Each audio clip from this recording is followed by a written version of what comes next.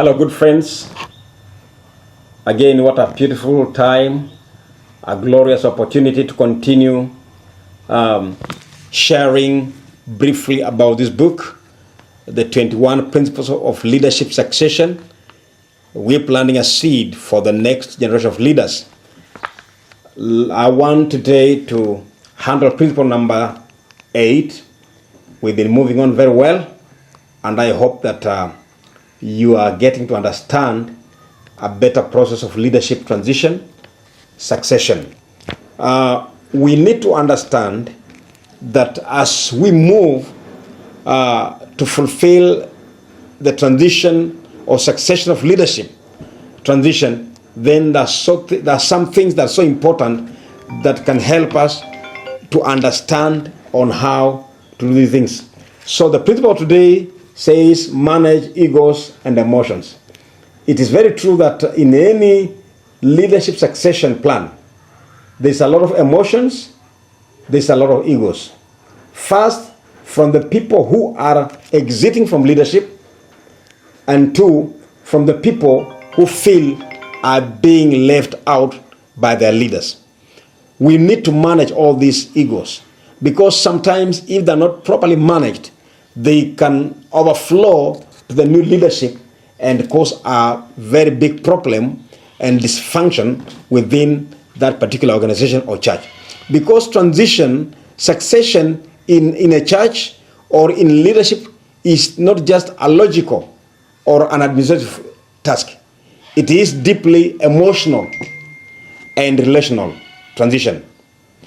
It stirs up complex feelings for everyone who is involved. Complex feeling. Some people feel, oh, our leader we have trusted all these years is going. What are we going to do? There are a lot of fears about the incoming leaders. Will he or she be able to perform to the standard that the outgoing has been working on? How is he going to handle us? How are we going to share and even engage with this leader? So there are a lot of egos and emotions that comes with succession.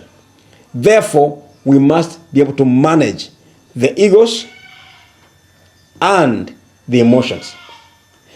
How can we manage those egos and those emotions?